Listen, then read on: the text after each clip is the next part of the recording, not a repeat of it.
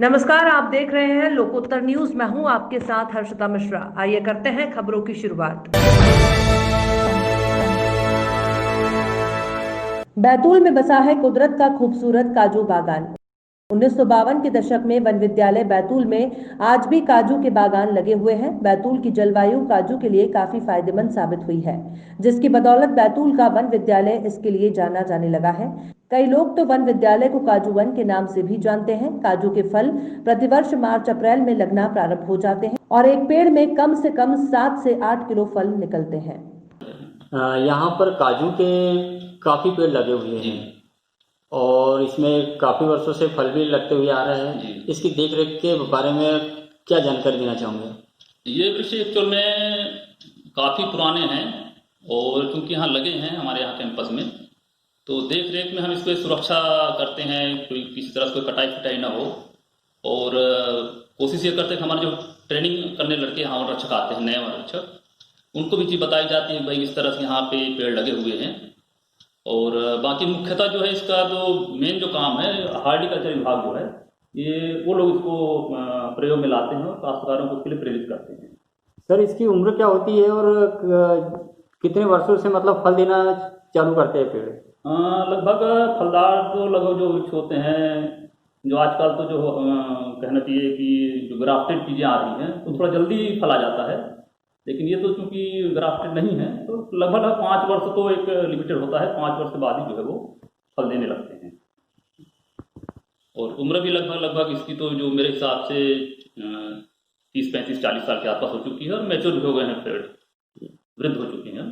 फल देने में अब उतनी जो है इनकी क्षमता नहीं रह गई है।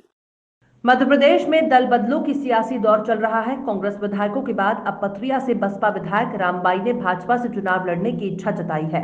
गृह मंत्री नरोत्तम मिश्रा जी से मिलने पहुंची रामबाई ने कहा कि अभी ऐसी कोई बात नहीं हुई है। जब पार्टी ज्वाइन करने की बात चल रही है उसके बाद ही मैं बीजेपी ज्वाइन करूंगी।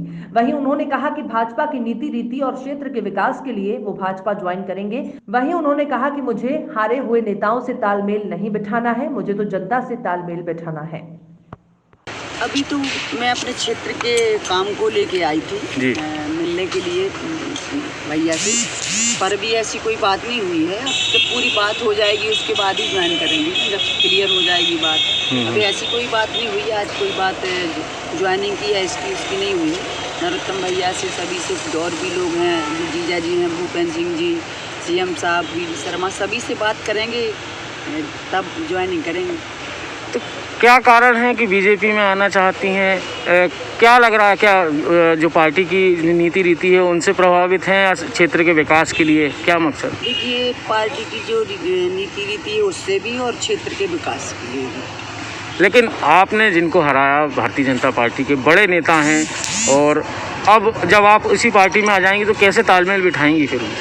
देखिए, तालमेल नेताओं से उनसे थोड़ी बिठाना है, जो मतलब बीजेपी के विधायक पूर्व विधायक रहे हैं। तालमेल तो जनता का है और जनता चुनाव जिताती है, उनको थोड़ी जिताना हराना है। शहर के सबसे सुरक्षित इलाका माने जाने वाले 4 इमली में एडीजे के घर दिन दहाड़े चोरी हो गई। ईओडब्ल्यू में लीगल एडवाइजर के पद पर एडीजे तैनात है। घर से 11.5 लाख की चोरी हुई है। एडीजे के बेटे के इकट्ठे किए गए सिक्के तक चोर ले गए। 17 तारीख की वारदात बताई गई है। अब तक पुलिस को आरोपियों का सुराग नहीं मिला है। पूर्व कैबिनेट मंत्री पीसी शर्मा ने कहा कि कांग्रेस नेताओं पर की जा रही कार्रवाइयों को लेकर ये कहा कि भारतीय जनता पार्टी की यही मानसिकता है कि जो भी कांग्रेस के लोग हैं जिन्होंने भाजपा के खिलाफ जमकर काम किया है उनके खिलाफ कार्रवाई की जाए, चाहे कंप्यूटर बाबा हो, आरिफ मसूद हो या अशोक सिंह हो। लेकिन कांग्रेस का कार्यकर्ता इन सभी चीजों से डरने वाला नहीं है। ये सरकार केवल घोषणावीर सरकार है, जमीन पर कोई काम नहीं करती है। ये सिर्फ जनता को प्रताड़ित करने का काम कर रही है। अब सरकार गौ कैबिनेट की घोषणा कर रही है। मैंने पहले भी कहा था कि भाजपा की घोषणाएं सिर्फ घोषणाएं ही होती हैं, क्योंकि गौशाला के लिए सिर्फ कमलनाथ जी ने ही काम किया है। उन्होंने 1000 गौशालाएं बनवाई थी। भाजपा आगर में गौ कैबिनेट की तरफ से अभ्यारण्य बना रही है, लेकिन वहीं 10 गायों की मौत हो गई। इनके पास गौ की सेवा के लिए कोई भी एजेंडा नहीं है।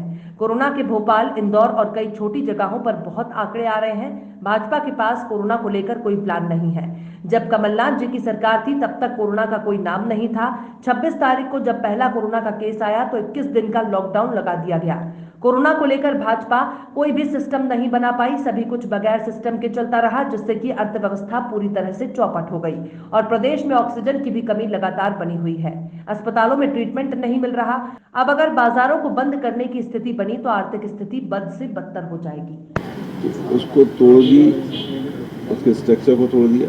बहुत पुरानी गौशाला है, आदिवासी की वहाँ पे जमीन है और 1-2 दिन पहले गो कैबिनेट की घोषणा करती है सरकार और मैंने उस समय भी कहा था कि केवल घोषणा है। अगर गौशाला पे काम किया है तो कमलनाथ जी ने किया है, जो 1000 गौशालाएं बनाई मध्य प्रदेश में। ये लोग आगर में अभ्यारण्य बना रहे हैं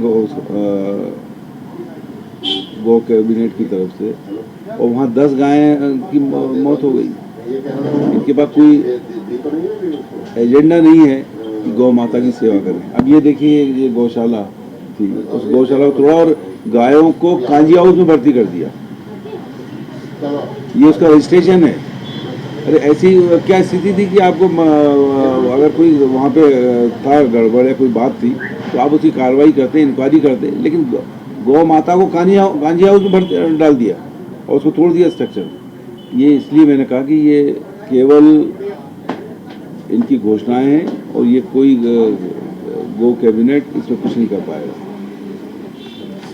बीते 5 दिनों में भोपाल और इंदौर सहित मध्य प्रदेश के कई शहरों में कोरोना वायरस लगातार बढ़ता जा रहा है, जिसे देखते हुए शुक्रवार को भोपाल में बगैर मास्क घूम रहे लोगों पर चालानी कार्रवाई की गई।